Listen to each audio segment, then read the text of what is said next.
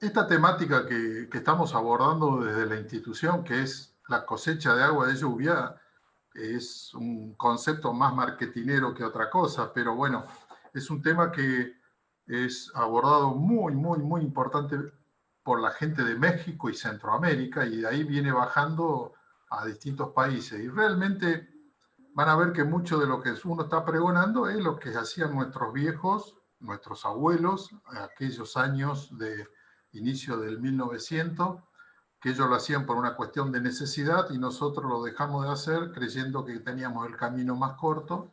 Pero bueno, uno empieza a retomar esos saberes, le da una vuelta de tuerca con conocimiento e investigación, y lo está tratando de transmitir al medio. Hoy vamos a ver algunas cuestiones, como puede ser algunas consideraciones generales que voy a abordar, que son los SCAL. Siempre esto es un término impuesto por los mexicanos, que son eh, muy marketineros y realmente hay que aprender de ellos en algunas cosas. ¿Qué datos necesito? Un manejo y uso del agua almacenada, distintas alternativas de SCAL que se está implementando en el país y en América, y algún ejemplo y un resumen general. Para empezar, lo que nos tenemos que plantear es por qué estamos hablando de cosechar agua de lluvia en la zona del departamento San Cristóbal. Y bueno, indudablemente que todo lo que es el oeste del departamento San Cristóbal, no tenemos curso de aguas superficiales, o sea, no hay ríos por el cual nosotros podamos abastecernos de agua para la parte productiva o consumo humano. Y la gran mayoría del abastecimiento de agua, tanto humano y productivo, se hace a través de un aprovechamiento del agua subterránea. Ahora, ¿cómo es nuestra agua subterránea? Bueno, realmente estudios regionales no hay mucho, hay uno que tiene muchos años, pero en donde uno puede rescatar esa información, y la caracterización que tiene nuestro departamento es a nivel regional, son aguas con altísimas concentraciones de sales y arsénico, sobre todo si pensamos para el consumo humano. Entonces, eso es lo que está caracterizando sobre todo el primer acuífero, el acuífero libre, o conocido como Napa. Y una vez también plantea, ese acuífero libre tiene una definición geológica, que no viene mucho al caso, pero lo que sí es importante entender de que ese acuífero es como si yo tuviera una esponja a una profundidad determinada, y en el cual la parte inferior del mismo es impermeable. Entonces esa esponja está llena de agua, y esa agua, que es la napa que nosotros nos abastecemos, tiene un movimiento preponderantemente vertical y un movimiento lateral casi despreciable. ¿Por qué le digo esto? Porque es importante entender de que ese movimiento vertical genera cambios en la calidad del agua. Cuando el agua esté más cerca de la superficie, se descarga de sales; cuando se aleja, se carga de sales. Pero siempre va a tener muchas sales. Entonces, uno lo que observa es que cuanto más cercana está a la superficie, el agua empieza a tener otro gusto, otro sabor, pero es porque se descarga un poco de sales, nada más. O sea, ese vaivén de cercanía y alejamiento es recurrente y va a ser eterno. Entonces, contra eso no podemos jugar mucho, no hay un cambio muy importante. Lo que sí nosotros tenemos que saber de que ante esta realidad hídrica, uno lo que está pregonando es ¿por qué no cosechamos agua de lluvia? Indudablemente un término, como le decía, muy centroamericano, pero que se está adoptando ya por muchos niveles en decisiones a nivel político, también en lo que es Perú, Ecuador. Realmente está pegando fuerte y bueno, bienvenido sea. ¿Qué desventaja tiene? Tiene ventajas importantes. Uno, que la calidad del agua que estoy cosechando es altísima. El otro es que yo puedo hacer sistemas de cosecha de agua en comunidades dispersas, o sea, no necesito tecnologías muy complicadas. Se puede emplear materiales y mano de obra local, ya van a ver algunos ejemplos. No requiere energía, entonces el sistema opera por sí solo. El mantenimiento es muy reducido, y para los que tenemos, que nos corre sangre piamontesa y friulana, es gratis. Entonces, si es gratis, ¿cómo no lo vamos a aprovechar?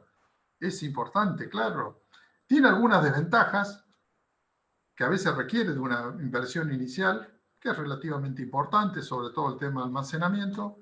Depende de la precipitación local, cosa que en San Guillermo no es un problema, porque llueve. Esto está pensado para lugares donde llueve 200 o 300 milímetros al año. Nosotros estamos cerca de los 900, entonces no es un problema. Y el área de captación tampoco es un problema porque la gran mayoría de las viviendas, salvo excepciones en San Guillermo, tiene un área de captación importante. Entonces, el único problema por ahí a evaluar podría ser una inversión inicial de almacenamiento. Ahora, ¿qué son los SCAL? Son ni más ni menos que sistemas de cosecha y aprovechamiento del agua de lluvia. Como les decía al inicio, es lo que hacían nuestros viejos, solo que con alguna vueltita de tuerca, en algunos conceptos. Esos SCAL hoy en día lo estamos pensando para el consumo ganadero. Muchas regiones del norte de Santa Fe se están abasteciendo de agua con este sistema. Para instalaciones de tambo, ya empezaron algunos productores del centro de Santa Fe a empezar a instalar estos sistemas para juntar agua de lluvia para la limpieza de ordeñadoras. Para el consumo humano, prioritario, fundamental, sobre todo de la gente que vive en el campo. Y para el riego de huerta, que es uno de los temas que estábamos por ahí siendo convocados para el día de hoy. Estos SCAL son simples. Yo les muestro uno que está casi finalizado en la Nueva Palmira, una unidad demostrativa que tenemos en Capibara, en donde utilizamos lo que hay disponible en la región o lo que tenga el productor. Esos SCAL, como ustedes pueden ver, constan de un techo, que es la superficie de captura, las canaletas, que son los sistemas de conducción, y la diferencia con lo que hacían nuestros viejos, porque ustedes piensen que nuestros viejos juntaban el agua, iba derecho al aljibe, nosotros estamos proponiendo un filtrado o separador de primeras lluvias. Ese filtrado se puede implementar de distintas maneras, vamos a ver. Y acá en este caso yo les muestro un separador de primeras lluvias. Esto que están viendo aquí es un separador que está compuesto por dos componentes. Un primer componente que es, fíjense, visto de costado. Esto lo que hace es que el agua de lluvia pega sobre esa chapa, entonces todo lo que es resto de vegetales, bichos, son eliminados y el agua entra dentro de este reservorio, que como buenos piamonteses es nada más que un bidón reciclado, y una vez que entró ahí, se va al depósito de primeras lluvias. Ese depósito de primeras lluvias debería estar dimensionado como para recibir entre 1 y 2 milímetros de lluvia. Una vez que se llena, asciende por el caño y ahí pasa al almacenamiento. ¿Qué logramos con eso? Que el agua que va al almacenamiento entre limpia. Un tema muy importante. Entonces, yo en la parte de arriba elimino todo lo que es resto vegetales. En la parte de abajo logro por lo menos una gran parte de la parte sólida que venía con el agua que decante y se almacene allí. Más piamontés no puede ser, así que más barato no lo puedo lograr. Ese método puede ser uno, pero esto es múltiples facetas puede tener. Uno de ellos, por ejemplo, es la famosa cuchara. Eso en muchos campos que uno recorría antes era muy común. Esa cuchara se abría y se cerraba en función de las lluvias. ¿Qué tiene de contra esto? Que hay que estar, porque si no estamos, el agua pasa directamente al depósito y si viene con carga de insectos y vegetales, va todo derecho. Nosotros lo que a veces le estamos insinuando a la gente es que instale este sistema de una I en la parte superior de la cuchara con una malla en la parte inferior, lo cual ahí lo que logramos es retener toda la parte de vegetales y de bicho, o casi todo, y después lo que debe hacer la persona es introducir la mano y retirar todo lo que ha sido retenido. Es una forma de, por lo menos, frenar lo más grueso, sobre todo en aquellos momentos en que uno no está y la cuchara no está funcionando. Otro tema es, que más se acomoda, es generar filtros de arena. Esto es un filtro de arena que se instaló en el norte de Santa Fe, es ya para comunidades porque es grande, pero también estamos haciendo un filtro para pequeños productores. Este es un ejemplo de un productor en donde se lo copiamos y le adosamos conocimiento, y es un filtro en donde el agua de lluvia entra a un primer compartimento, perdón, en donde le quitamos velocidad, logramos que deposite la parte sólida, después pasa a un segundo compartimento en donde tengo un filtro de arena, y recién allí es capturado por un dren en la parte inferior y pasa al aljibe. ¿Qué logramos con eso? Que el agua entre lo más limpia posible. Ustedes ven uno instalado en la vieja Palmira, en donde el agua entraba, se le quitaba velocidad, luego entraba la parte de filtrado y recién allí tenía autorización, entre comillas, para que ingrese al aljibe. Y tenía un desagote de la parte del decantador. Este tiene una cosa a favor, es que funciona a las 24 horas, no hace paro, y lo único que hay que hacer es un ligero mantenimiento de las arenas en la parte superficial, nada más, y después el resto funciona. Realmente anda muy bien, hay que dimensionarlo bien de acorde al tamaño del escal. Esto es lo que se instaló en la cuña boscosa, en donde se instaló en una escuela. Hay muchas escuelas de la cuña boscosa que tienen escal, y bueno, a todos se le ha instalado un filtro de arena para que funcione las 24 horas, porque hay momentos en los cuales dentro de las actividades que hay en la escuela no son parejas, hay momentos del año donde no hay gente, entonces el filtro debe estar funcionando las 24 horas, los 365 días del año, lo cual esto nos garantiza esa calidad de agua almacenada. Y si no, también lo que hace un productor del norte de Tostado es un separador también de primeras lluvias, pero esto tiene una particularidad, es que el agua que viene del techo va al depósito, acaba todo, no tiene un separador de parte vegetal. Una vez que se llena, acá dentro hay una pelota de tergopol que hace que obture la entrada de agua del techo, y ahí autoriza a que el agua vaya al almacenamiento definitivo. Esta agua que está almacenada es para consumo humano. Esto también funciona muy bien.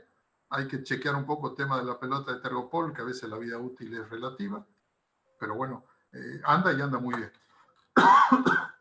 Y esto, para que ustedes vean que uno se tiene que amoldar con lo que hay, es un compañero de trabajo, Mario Bazán, que le tocó ir a Haití, y allí en Haití se arregló con los materiales que había, entonces instaló la famosa Y, esa que decíamos que va instalada arriba de la cuchara, y el caño ofició de depósito, que almacenaba aproximadamente el primer milímetro de lluvia. Una vez que se llenaba, recién allí tenía autorización para ir a la cisterna. Todos estos escal se acomodan a las realidades de cada región y de lo que tiene cada productor y de los materiales que se consiguen. Este es otro caso de un productor de Colonia Tacurales, en donde también él genera trampas para insectos y partes vegetales. Aquí se dispone de una red, entonces el agua cuando ingresa, esta red frena toda esa parte vegetal y va a depositarse aquí, a este caño. Lo que hay que tener cuidado es, después de cada lluvia, hacer una limpieza de esas trampas para que se desagote todo lo que es agua con bichos y parte vegetal. Él se puso un separador de primera lluvia. Ese separador, esa agua sirve para las quintas, para regar plantas, y después se almacena para el consumo humano. Entonces, estos son los escal más tradicionales que se puede estar funcionando con distintas variantes. Se puede armar de todo tipo. En el tema de almacenamiento se hace lo que hay. Fíjense, en el caso de la Nueva Palmira, había 2 tanques ahí disponibles y bueno, se los unió. Que, por ejemplo, para el caso de ustedes, si van a pensar en la posibilidad de regar una huerta, se podría hasta, en el caso de tener 2 tanques, discutir qué altura van a tener los tanques para ver si se puede llevar agua a la parcela. Con alturas muy, muy pequeñas uno logra traslados importantes. Y los almacenamientos pueden ser de todo tipo. Nosotros, como INTA, tenemos una línea de trabajo muy fuerte en todo lo que son almacenamientos hecho con un sistema brasilero que se adoptó de Brasil, que son con placas. Esto lo hace la gente del lugar, con capacitaciones de INTA, con mano de obra local y con productos que se pueden conseguir en cualquier lugar. Se hacen cisternas que andan alrededor de los 16.000 litros, hecho todo por ellos. realmente es un trabajo social muy, muy interesante, muy lindo, en donde el INTA capacita a una persona y es un grupo, pero se capacita a uno, y después la obligación de replicar en cada uno de los integrantes del grupo. Son cisternas bastante grandes, de 16.000 litros, como les decía, y hay algunas de 32.000 litros, que el destino es principalmente consumo humano o riego de huertas. Esto va en todas las etapas que van pasando, esto se hace en una semana aproximadamente, colaboran todos, padres, madres, chicos, realmente desde el punto de vista social es espectacular lo que se logra. Esto está en plena cuña boscosa, en donde las escuelas son centros importantísimos, sociales. Entonces, y aparte se ha diseñado para que puedan hacer la extracción de agua y evitar esa bendita entrada del balde. Está prohibido el balde que entre en estos depósitos. Entonces se han diseñado bombas muy simples, muy rudimentarias, para que puedan ser extraídas el agua sin necesidad de introducir ningún tipo de balde. También se pueden hacer de mampostería, los viejos aljibes nuestros, de nuestra zona y de San Guillermo y aledaños. Muchos de los aljibes eran de mampostería, lamentablemente se han rajado por un ascenso del nivel freático y bueno, recuperarlos estos aljibes va a ser muy complicado, casi imposible, pero se pueden hacer. Se pueden hacer de ferrocemento, esto los santiagueños son especialistas. Esto ferrocemento es un arte, se hace con alambre, tejido y cemento, y se trabaja con la mano, lo cual se pueden hacer almacenamiento de todo tipo y todo volumen, eso es lo bueno que tienen, se adecuan bastante bien a la realidad de cada casa. En Santiago hay muchísimos de ellos, se puede hacer semi-enterrado en superficie. O también recurrir tanques plásticos, eso va a criterio del bolsillo de cada uno y de las dimensiones que tiene. Hoy en día ofertas hay muchas, hasta los sachets, estos famosos sachets de geomembrana, que también se aplican en algunos lugares. Yo esto lo veo muy interesante para prevenir crisis.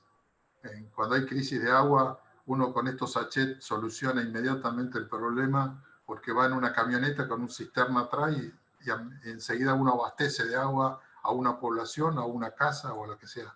Realmente esto, para ese punto de vista, es fabuloso. Tiene cierto riesgo el tema de incendio y todo eso, pero desde el punto de vista de solucionar problemas rápido anda muy bien. Y esas son todas las alternativas que uno está barajando. Ahora, yo tengo que entrar a diseñar una escala y uno tiene que nutrirse de datos para tener una idea, bueno, ¿cómo lo armo? ¿Qué es lo que necesito?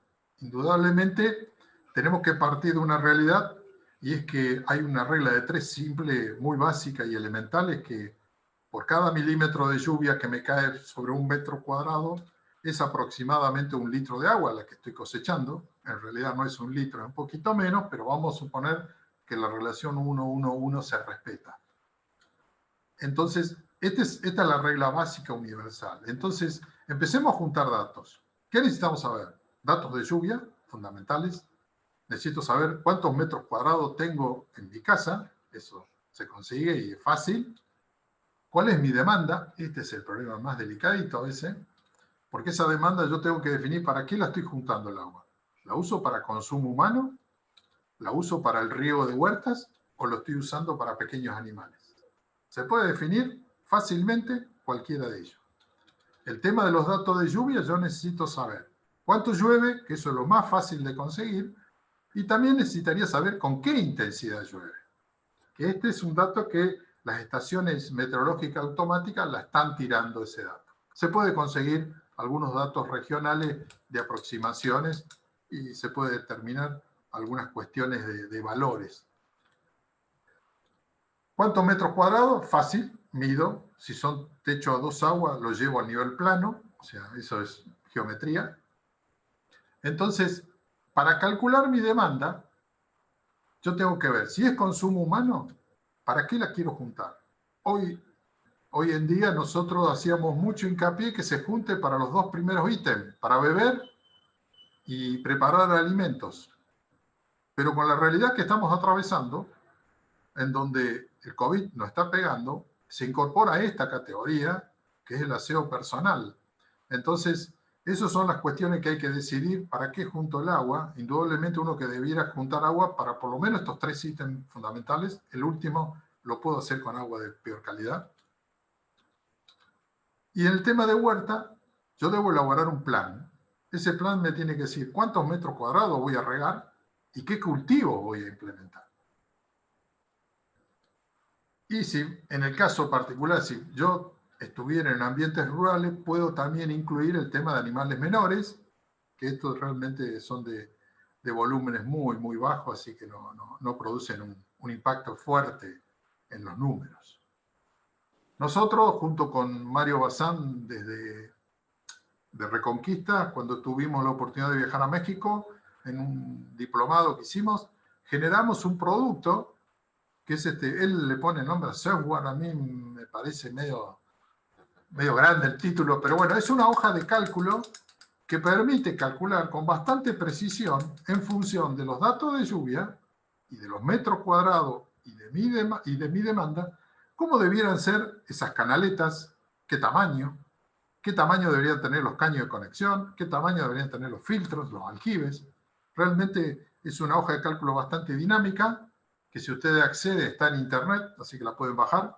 Por ejemplo, para calcular la demanda de consumo humano, yo tengo que llenar solamente las celdas de color celeste, o sea, cuántos integrantes y cuántos litros yo le quiero dar de esa planilla que yo antes le mostraba, y automáticamente me va calculando cuál es mi demanda de consumo humano. Siempre, de cada página en donde se pide que se carguen datos, hay otra página aledaña que le va a permitir que le da tablas orientativas de qué valores son los que se manejan. Siempre, cuando se pide demanda de consumo animal, la hoja siguiente son tablas de consumo animal para que ustedes puedan tener una idea de qué volúmenes estamos hablando y manejando. Realmente es bastante dinámica, bastante práctica, y el resultado final le permite calcular con bastante precisión, en función de mi demanda, de mi lluvia y de mis metros cuadrados, como de las dimensiones que debería tener esta escala. Esto está libre, está en internet, lo pueden bajar. Como sé que va a estar grabado, ahí está la dirección, así que no hay ningún tipo de problema. Esto va más para los técnicos que están asesorando a los productores, ¿no? Y un tema no menor, y para mí muy importante, si yo el agua la tengo almacenada, ¿qué uso y manejo le voy a dar a esa agua almacenada? Es muy importante. Acá nuestros viejos metían el balde y a lo sumo la hervían si tomaban mate, pero si no se la tomaban directamente. Bueno, ahí hay que tener mucho cuidado. El agua que está almacenada no es agua segura.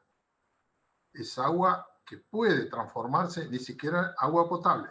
Es agua que tiene muchas cosas a favor. Ahora, para producir el salto de agua almacenada a agua segura, yo tengo que tratarla bacteriológicamente.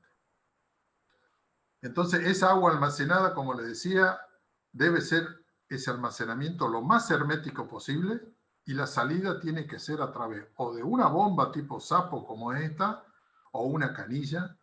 O sea que no debe ingresar, no debe estar abierta el acceso a esos almacenamientos.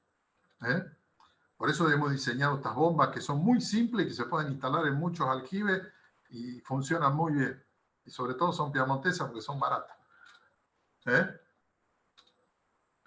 Esa agua, entonces, que yo tengo almacenada, que la tengo que sacar, si eso va a huerta, no hay ningún tipo de problema, va derecho, no hay ningún problema.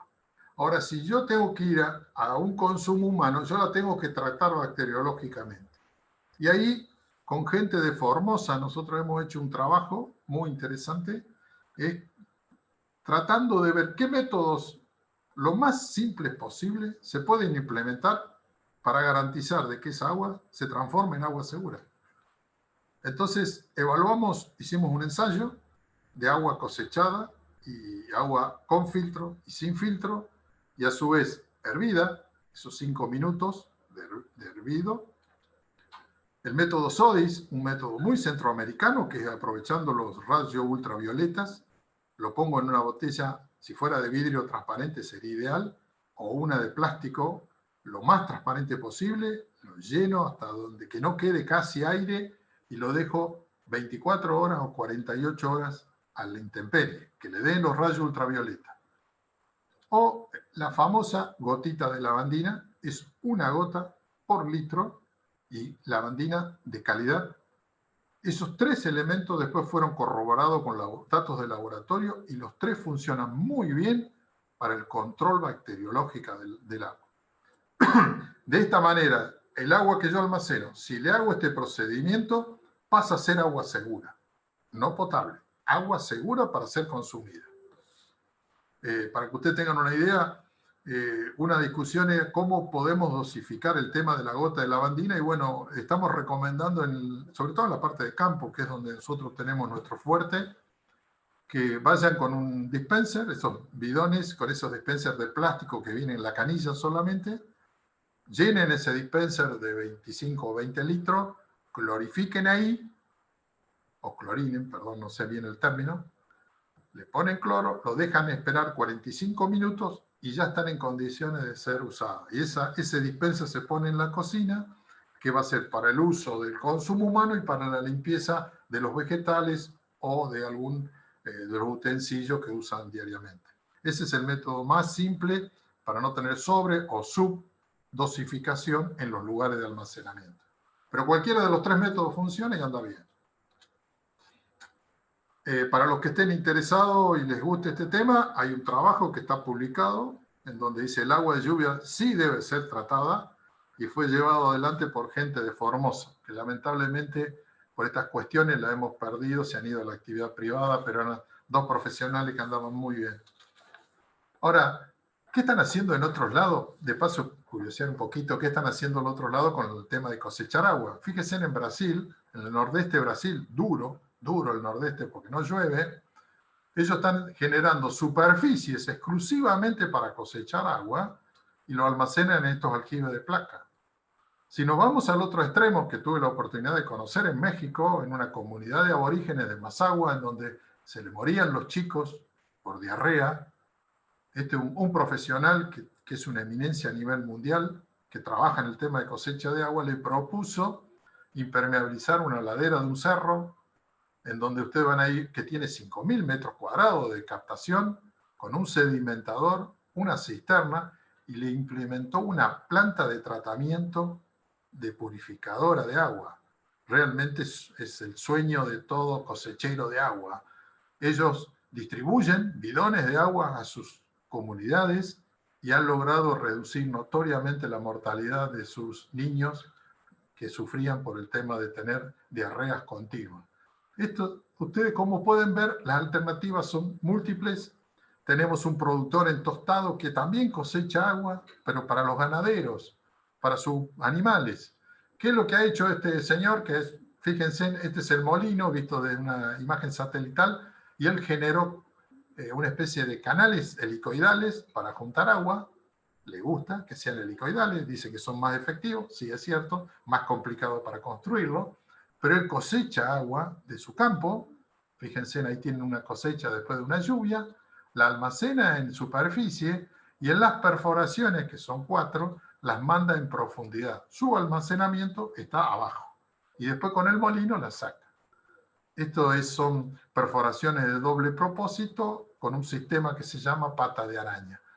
Las opciones son múltiples, se puede hacer de todo un poco, siempre con el sentido común y algo de conocimiento.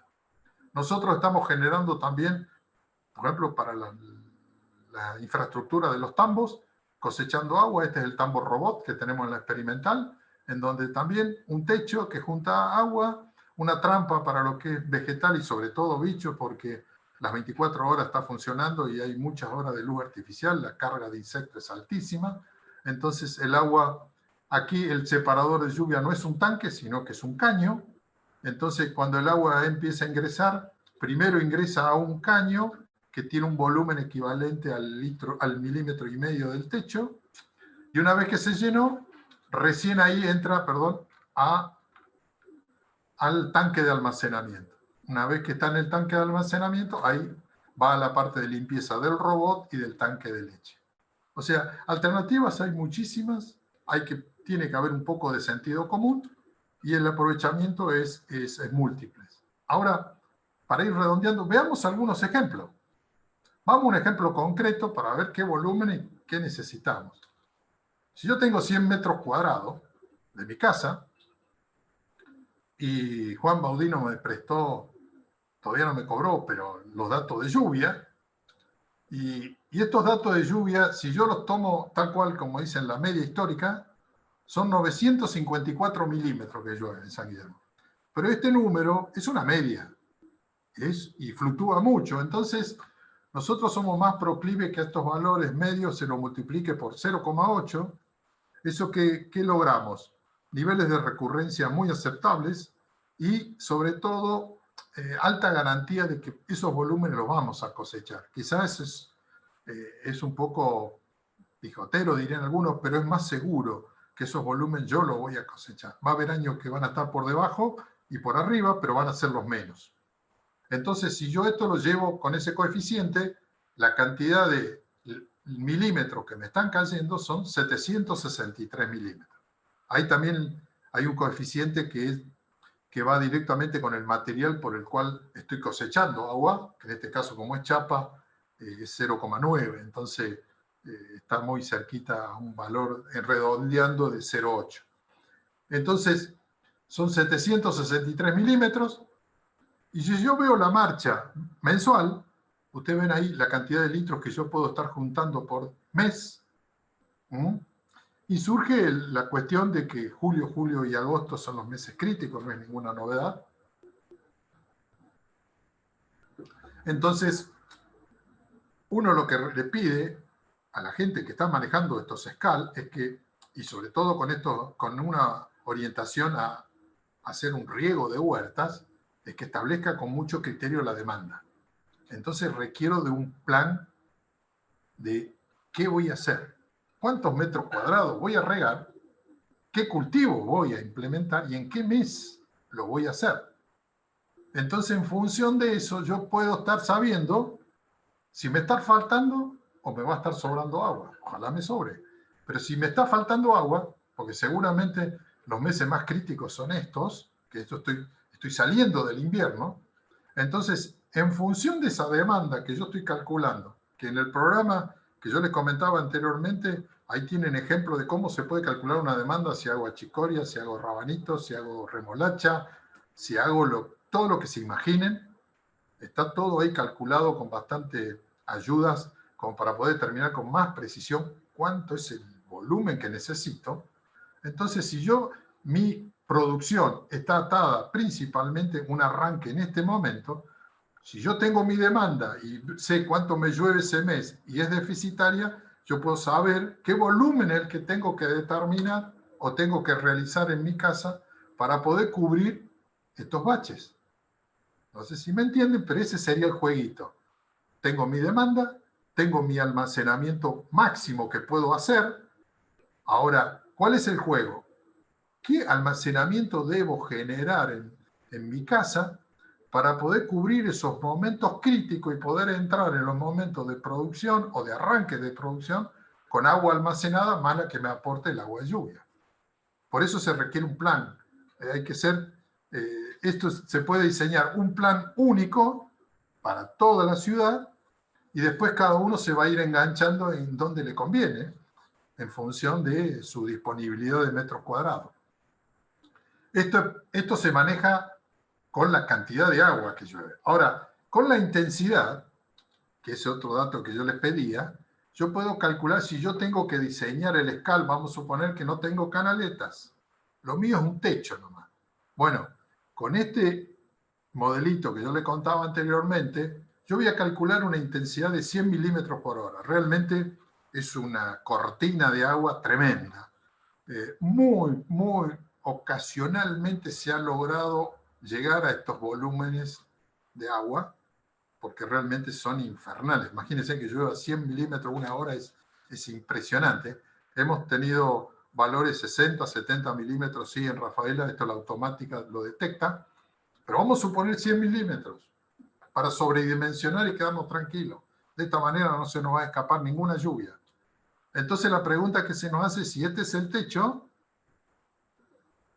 ¿qué ancho y qué altura debería tener la canaleta para poder capturar esa agua y que no se me escape? Bueno, en función de ese modelo, 100 milímetros sobre 100 metros cuadrados, a mí me dice que la canaleta debería tener 5 centímetros por 5 centímetros y se pide un rebalse, perdón, un aumento de 3 centímetros para evitar el rebalse, que sería la letra D. Entonces, si yo genero una canaleta de 5 por 5 por 8, estoy asegurándome de que todo el agua que va a caer la voy a agarrar y no se me va a escapar.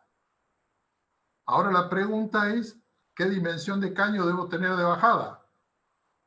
Y ahí también, viendo ese modelo, me determina que el caño que más se aproxima es de 110 milímetros. Y ahí ya tengo definido qué canaleta tengo que hacer y qué tipo de conexión. Si la canaleta es circular también se puede calcular, no hay ningún tipo de problema. Entonces ahí ya tengo definido mi escal, tengo que definir ahora solamente mi almacenamiento, que lo puedo definir por el paso anterior, y nos quedaría por ver, en función de mi uso, a dónde lo pongo, si al ras del suelo, a 1 metro o a 1,5 metros. Entonces, como resumen general, para ir cerrando, sería que debo adecuar correctamente y tener limpios los techos y canaleta. Eso es importantísimo porque la vida útil del escal aumenta notoriamente, sobre todo con las primeras lluvias, después de un invierno bastante duro que uno tiene en esa zona donde llueve muy poco y hay una caída importante de hojas. Hay que tener por lo menos una vez al año una limpieza bastante interesante de lo que es canaleta y techos. Buscarse de la mayor cantidad posible de datos, tanto cantidad o intensidad se puede estimar, los metros cuadrados, y discutir mucho con el técnico que los asesora cuál es la demanda, para qué junto el agua, cuál es mi objetivo de juntar agua. Y ahí en función de eso diseño el escal, si no lo tengo. El tema de, por ejemplo, en Santiago del Estero, con 1 metro de desnivel, se está logrando sistemas de riego de huerta espectaculares, con goteo, así que no se necesitan alturas excepcionales. Se necesitan criterios de aplicación en el momento de la toma de decisiones. Y el próximo paso que yo les planteaba, si había más gente, era qué posibilidad había de generar huertas. Fíjense, esto es una huerta en donde un tesista de Santiago hizo su tesis. Miren el desnivel que tiene. No va más allá de 1 metro y generaba un riego por goteo en unas parcelas importantes y generaba una quinta de cierta calidad. En Santiago, con agua de regular a mala calidad. Realmente es muy interesante esta experiencia y esto nos da un aval de que con pequeños desniveles se pueden generar mucho.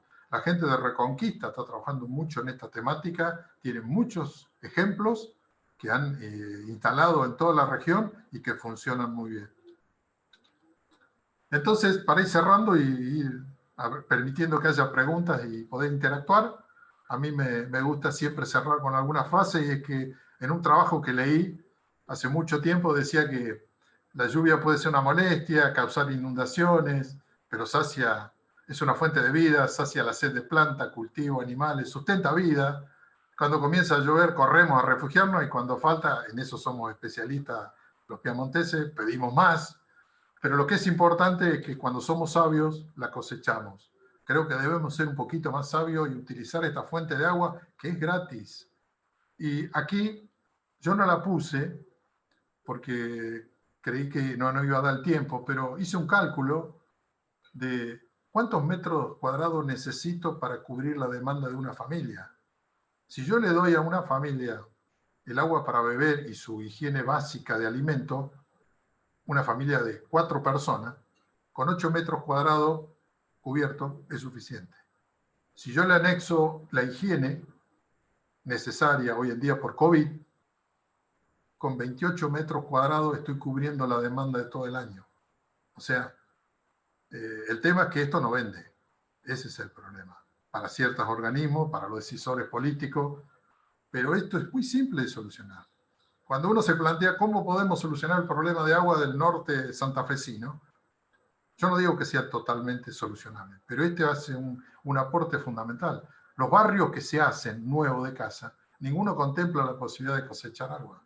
Y con eso estaríamos solucionando una parte importante del derecho fundamental que tienen de juntar agua. Y lo cierro con unos compañeros, porque tenemos gente que está trabajando en todo el país, desde Tierra del Fuego hasta La Puna. Estos son gente que está trabajando en La Puna, Jujeña, zona árida Silay, en donde también por método de escala estamos garantizando calidad de agua a la gente que vive en La Puna. Porque para muchos decisores políticos se olvidan de que estos son también argentinos y tienen derecho a tener agua, en calidad y en cantidad. Este es un compañero de trabajo que realmente no sé cuánto sueldo había que pagarle para trabajar en La Puna, en donde el escal, que es la ladera de un cerro, que oficia de captación, se canalizan los manantiales y se conduce hasta las casas de la gente que vive. Realmente, muchas gracias por haberme prestado atención. Estoy a disposición ante cualquier consulta y espero haber sido breve y concreto.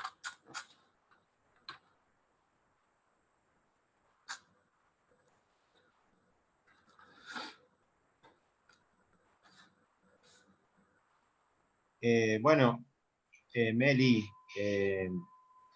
la idea era que queden los últimos 15 minutitos como para el que quiera hacer preguntas o comentarios o aportes,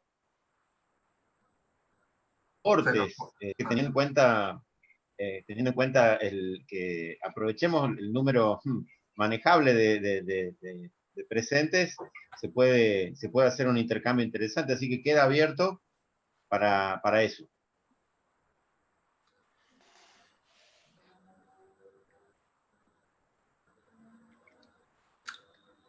Bueno, yo hablo. Hable. No, me reinteresa, Rubén, yo te lo dije en persona, Sí. pero acá nosotros tenemos un vivero de árboles nativos hace unos años en la Comuna de Progreso, y el agua es malísima, la del riego. Es como explicaste ahí en San Cristóbal, tiene muchas sales, y en los años que llueve mucho uno ve que las plantas están bárbaras, se ve que el agua de lluvia ayuda, pero cuando este año que, por ejemplo, hubo mucha sequía, las plantas estaban mal, amarillas, con muchos síntomas bueno, de mal agua. Así que me interesaría para eso. Veo que está pero igual yo si hago algo te voy a molestar en directo porque no sé si me animaría a meterme con el programa. Bueno. Eso es muy simple. Nosotros ofrecemos ayuda, o sea, vos me das los datos y nosotros lo hacemos correr al programa y se calcula rápidamente, o sea, no hay ningún tipo de problema. Ahí el tema fundamental tuyo, siendo vivero, es cuál es tu demanda, bien clara. Porque vos ibas a tener demanda casi todo el año, Sí. Por supuesto con los picos correspondientes, pero y ver qué metros cuadrados tenés y cuánta agua podés juntar y qué volumen, qué tipo de almacenamiento. Hoy en día, el único inconveniente que yo le estoy encontrando es el tema del almacenamiento. Para grandes volúmenes, ¿no? Pero si no, te digo que hay metros cuadrados para hacer dulce.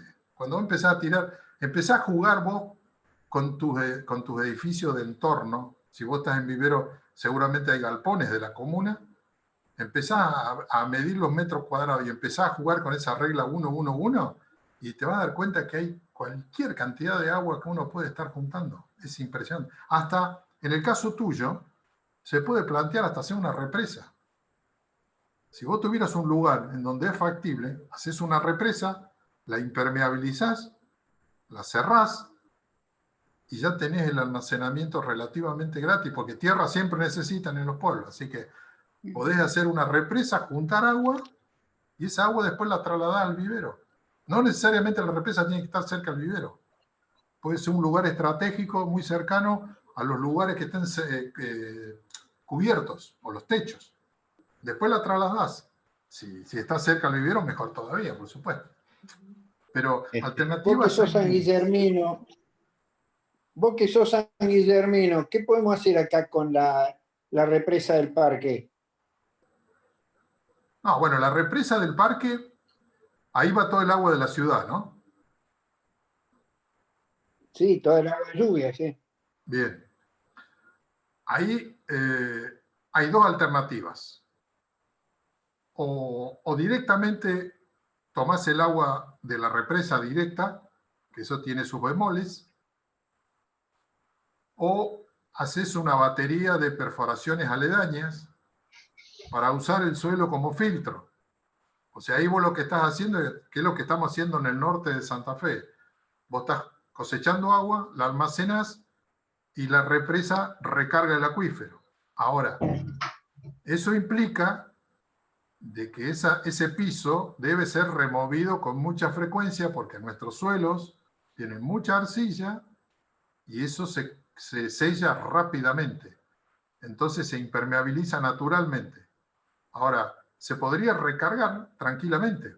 Podés hasta hacer, si querés, y generar, en este caso, como hay una demanda quizás más alta, se puede hasta hacer un pozo, esos famosos pozos calzados que hay muy característicos en el norte, aledaño a la represa, y después lo barrenás. Se generan drenes horizontales que van hasta cerca de la represa.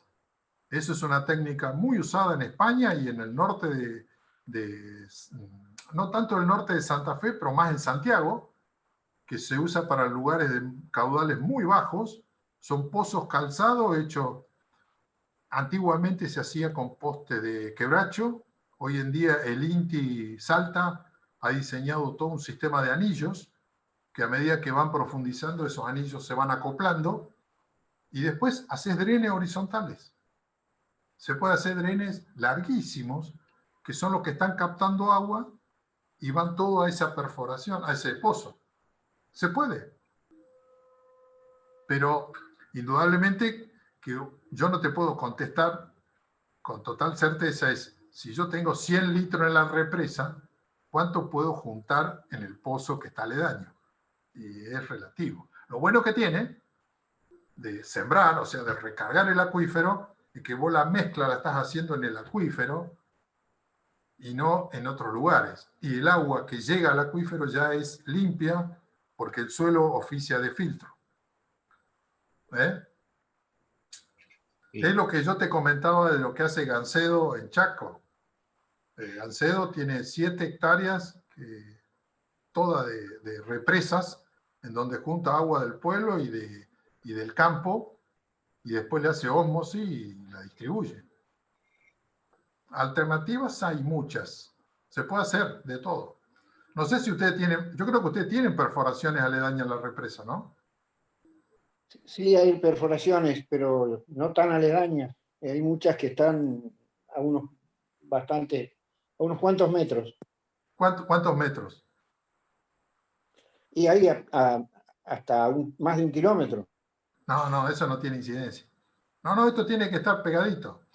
No, por supuesto. No. Hasta, si no, vos seguro. Querés, sí, ahí si vos hay querés, hasta podés hacer un sistema hasta en la isla que tenés en el medio y ahí sacar agua.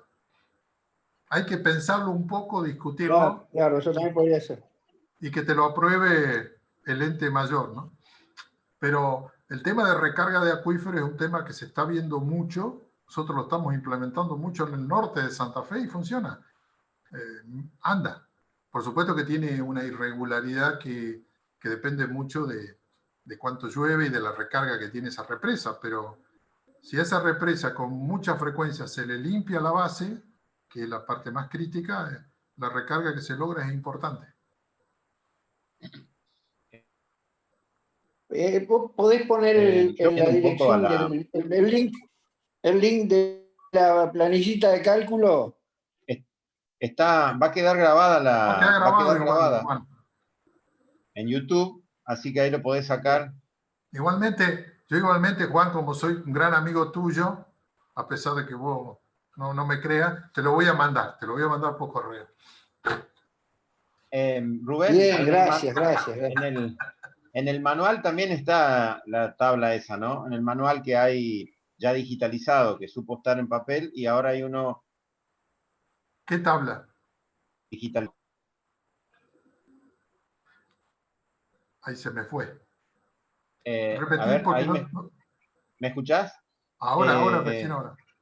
Sí, no, de que si en el manual de manejo de agua, que hace mucho circula dentro de INTA, El de Mario está Bazán. también Sí, está la tabla esa. Ese manual está digitalizado ya y yo lo Sí, tengo, así que eso se puede sí, está socializar en la tranquilamente. web. Sí. No, lo que yo quería, llevando de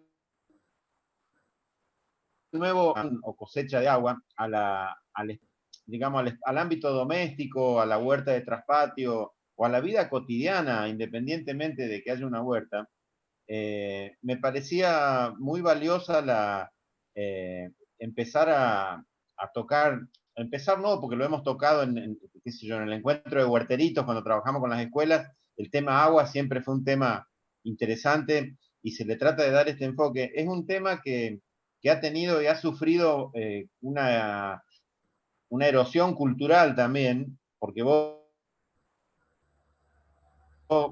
viejos probablemente, y, y actualmente en lo cotidiano se ha perdido esa mirada del recurso agua como algo querible o algo, y en parte porque está solucionado, entre comillas, por otras tecnologías que son insustentables, como la ósmosis inversa o bueno, toda la posibilidad y la comodidad que ofrece eh, el ir a buscar el bidón de agua a una canilla que la puso la municipalidad, pero nos aleja de esta mirada y de poder recontra fácil y accesible de utilizar la propia casa que, como vos lo señalaste, con muy poca superficie de captación se resolvería el problema del agua, digamos. Sí, indudable. Ahora, para que vos tengas una idea hasta dónde llega la presión del tema agua, que cuando estuvimos en México, el agua potable no la recomiendan que la tomen. El agua potable. Entonces, ¿por qué? Porque ellos venden el agua ultra refinada, no sé cómo se llama. Hasta ese nivel. Entonces la gente decía, no, esta agua potable no se puede tomar, que el agua potable la da el gobierno, ¿no? Entonces compraban las botellitas que tenían un ultra filtrado. O sea, eso es inevitable. La guerra comercial que hay con el agua va a existir y va a existir cada vez más. Lo que uno siempre comenta es que, bueno, sobre todo, hoy estamos hablando de una ciudad en el ámbito urbano en donde es más factible que le llegue agua relativamente de calidad y cantidad. Pero si yo me voy al suburbano, me voy a la parte rural, mucha de esa gente no tienen acceso a agua. Muchas veces tienen que ir a comprar. Entonces, si vos la solución la tenés a la vuelta de la esquina, ¿por qué no la implementamos? Entonces, esa es la idea más o menos central. Y si yo tengo excedente, puedo volcarla a hacer actividades, desde pequeños animales hasta huerta, y huerta de calidad. O sea, eso es lo más importante. Uno puede generar huerta de calidad con productos de calidad, si uno tiene agua de muy buena calidad, que la tiene. Entonces, lo mismo que vos estás planteando también está sucediendo en otros ámbitos, como por ejemplo las incoherencias de que vos vas a recorrer los tambos y tienen ordeñadoras de última tecnología con sensores que valen fortuna y la están lavando con un agua de pésima calidad. Entonces, esas cuestiones son las que hay que empezar a discutir y decir, bueno, busquemos un equilibrio, busquemos alternativas, y esto puede ayudar a solucionar algunos problemas. Hoy en día, no sé si ustedes lo saben, pero gran parte de los habitantes de 9 de julio no tienen agua para consumir. ¿Por qué? Porque Santiago le está cerrando el salado y nosotros, una provincia aguatera, no somos capaces de llevarle agua a esa gente. Entonces, esas son las cosas que indignan y que molestan. Y a lo mejor se podría haber solucionado con un plan bastante agresivo, intensivo de que junten agua de lluvia. Pero bueno, son otras cuestiones que pasan. Pero esas son las incoherencias que uno ve en muchas partes del territorio del país y que se pueden solucionar, sí. Alternativas hay, desde las más caras a las más baratas. No hay ningún tipo de problema.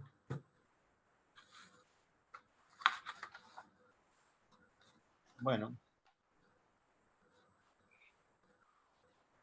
No sé si hay más preguntas, comentarios. Igualmente, lo que uno puede ofrecerle es decir, bueno, el día que se normalice esto y se pueda hacer una visita más presencial, ahí la municipalidad tiene un vivero, ¿no? Tiene un vivero inclusivo.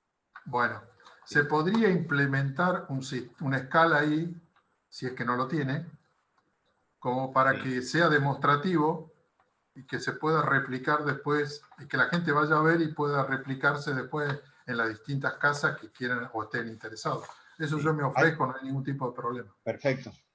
Es una posibilidad porque, bueno, además, en el presente, en San Guillermo, hay se acentuó mucho una política de promover las huertas urbanas, y ahí hay espacios, hay un montón para implementar, para experimentar, para probar, y está la decisión también. Nada más que está esta cuestión de que no nos podemos juntar, así que no, Claro. no por ahora, pero está en la mira, está en el horizonte. Está bien. No muy... Perfecto. Rubén, ni bien podamos, ni bien que puedas venir a hacer una pequeña reunión de 4 o 5, yo te propongo que lo hagamos en el vivero. El vivero tiene, digamos, está en la estación, en la vieja estación. Y la vieja estación tiene techos. Sí. ¿Cómo? Donde en un tiempo estaban los Pumas. La vieja estación, claro, un poco más al sur que los Pumas. ¿En donde están los... La estación, donde ibas a ver pasar el tren. No. Yo disculpame, iba a buscar mercadería porque era vendedor de Costamaña, así que he ido a la estación a buscar mercadería que venía de San Francisco. Bueno, muy bien. Ahí, en ese edificio lo tiene la huerta. Ah, perfecto. Vivero. Entonces, ahí podemos armar un sistema. Se acopló. Ah, está Leonardo. Sí. Perdón, Juan. A vos que te gusta que te interrumpan. Después me va a mandar un mensaje para recordarme. Te quería saludar nada más. Juan debe estar chocho que lo interrumpo. Después me manda un mensaje muy lindo por privado. Está muy buena la idea de venir al vivero. Leo, que no vi tu mensaje. Bueno, perfecto. Entonces quedamos con ese compromiso de que cuando se normalice, si es que se normaliza algún momento esta situación, empezar a diagramar una unidad demostrativa. Yo soy muy fanático de la unidad demostrativa, te aviso. Yo te diría, Rubén, que en este momento ya se puede hacer. Sí. Hay que tomar precauciones, andar con barbijo, no tener distanciamiento, pero se puede tranquilamente. Así que un día que vos vas a visitar a tu gente por acá, te quedás hasta el lunes y el lunes lo vemos. Perfecto. Yo, si se puede y se puede ir a visitarlo, ¿viste? Yo capaz que enero esté dando vuelta, pero si no lo vemos y nos coordinamos como para empezar a tomar los primeros pasos. Tener una idea aproximada de qué es lo que habría que hacer, qué dimensiones se tiene que empezar a manejar. Yo lo que necesitaría de Marcelo o de quien corresponda, un plan de huerta, o sea, cuántos metros cuadrados, calcular más o menos las demandas, para tener una idea de qué almacenamiento habría que comprar, y ahí sí vamos a pedir asesoramiento a la gente de Reconquista para que nos haga un diseño. Un diseño de... El vivero inclusivo también funciona como producción de forestales, de especies forestales, además de la huerta, bueno, no sé ahora, pero más era la producción de especies forestales, y ahí se había generado una huerta también. Así que da para hacer una linda unidad demostrativa. Sí, no hay ningún problema. Igual, Verónica, vos también lo mismo te planteo, que si a ustedes les interesa, o no sé si vos o a quien corresponda, les interesa armar una unidad demostrativa, no hay ningún tipo de problema. Yo soy muy proclive a armar unidades porque considero de que mucha gente copia. No lo ve. Entonces lo tiene que ver.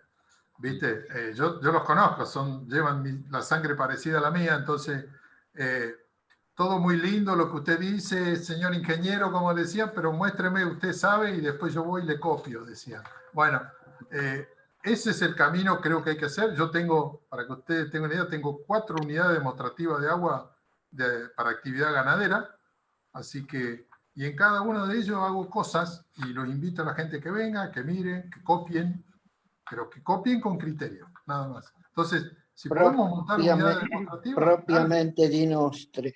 Di nostro, exacto. Propiamente Rubén, di nostre. Perdón, una última cosita. A mí me preocupa mucho el tema del tambo. Vos nombraste antes el tema del tambo, de las máquinas último modelo y que las lavan con agua. Yo veo también el tema de cómo lavan el piso, el agua que se usa, es muy preocupante. Lo veo como algo muy preocupante, y cualquier cosa que se pueda hacer o aportar para ese tema me parece muy importante. Mirá, si a ustedes yo te digo, me costó a veces que me entiendan algunos y que entre con ese tema en muchas regiones. Sabemos con qué güey estamos hablando, así que no es fácil el tema, pero si ustedes tienen interés y existe la posibilidad de agarrar un productor y a ese productor usarlo como demostrador de tecnologías, yo no tengo ningún tipo de problema. Yo estoy haciendo eso. Ahí lo tenés al productor demostrador. El Leo. Bueno. El Leo tiene un tambo acá a 3 kilómetros y tiene encima un sistema ¿cómo es? De producción de carne ecológica. Pero él estuvo Rubén. Lo conoce. Sí, bueno, pero estuvimos en el campo ahí de la esquina. Y bueno, donde está la Virgen. Pero no fuimos al campo. No, bueno, pero el tambo está ahí a 3 kilómetros. Bueno, pero por eso, si ustedes están dispuestos, o sea, yo te digo, yo tengo el demostrador más cercano, está en Colonia Tacurales, que tengo de un amigo que tiene 800 vacas en ordeñe. Y es un mega tambo hoy en día. Sí, pero también se puede hacer un tambo chico, no hay ningún tipo de problema. Las tecnologías son adaptables a todo y se puede hacer tranquilamente. La cosecha de agua para todo lo que es ordeñadora y tanque de frío es un tema que se va a venir comercialmente en el corto o mediano plazo. Nos van a comprar leche siempre y cuando tengamos calidad de agua en la limpieza y en la higiene. El tema de arsénico... Rubén, pero escuchá, para lavar la máquina y todo eso, no es necesario que tengas una cantidad tan extremadamente grande de agua colectada, sino que la podés mezclar. No es necesario que pongas toda agua de lluvia. Podés poner 50 y 50. Claro, para que vos tengas una idea, este productor de colonias tacurales, que es muy grande, no le alcanza el almacenamiento para hacer la limpieza de las ordeñadoras. Entonces, todo lo que es la limpieza en caliente, que es donde van los productos químicos, lo hace con agua de lluvia. Entonces, ha mermado impresionante la cantidad de productos químicos. Y el enjuague lo hace con el agua que tiene de regular calidad. Esas son todas estrategias que hay que discutir, si la vas a mezclar o no la vas a mezclar. Se puede hacer un montón de cosas. Pero claro, coincido con vos. Eso hay que tener... ¿Sabe cuál es el tema número uno, Juan? Es que hacemos inversiones millonarias en muchas cosas, sobre todo comida, genética, todo eso, y no gastamos un mango en agua. Entonces, cuando vos le decís, bueno, tienen que gastar X cantidad de peso en almacenamiento, te dicen, pero es una barbaridad. Sí, pero lo haces una vez y te dura 20 años, que tampoco no es ninguna barbaridad. Hoy en día un tanque de 25.000 litros está saliendo 300.000 pesos. Si yo lo comparo con un camión de comida, es para discutir. El camión de comida me dura un mes. Esa historia de las inversiones y demás, no me la conté, asesoré tan años nomás. Sí, pero bueno, redondeando. Yo me ofrezco, no tengo ningún tipo de inconveniente en generar la unidad demostrativa ahí en el vivero inclusivo, así es el término, ¿no? Sí. Bien. Como para empezar a hacer una primera visita, si está vos, Marcelo, mejor, y si no, empiezo yo con visitas de mi familiar y me hago una corrida y charlo con ellos. como para empezar a determinar qué cosas son las que hacen falta, qué volúmenes vamos a necesitar y empezar a darle forma a esto. Se puede hasta armar distintas tecnologías, si es que hay lugar, si hay comodidad. Vamos a verlo, no hay ningún problema. Igual, Verónica, vos también, si a vos te interesa y es factible. Gracias. Lo voy a charlar acá con la gente, a ver qué. Lo voy a charlar así. Bueno. Pero por el apellido entonces... Verónica no es di Nostre. No, es de... Tiene ahí hay otras raíces en esa zona. Exacto.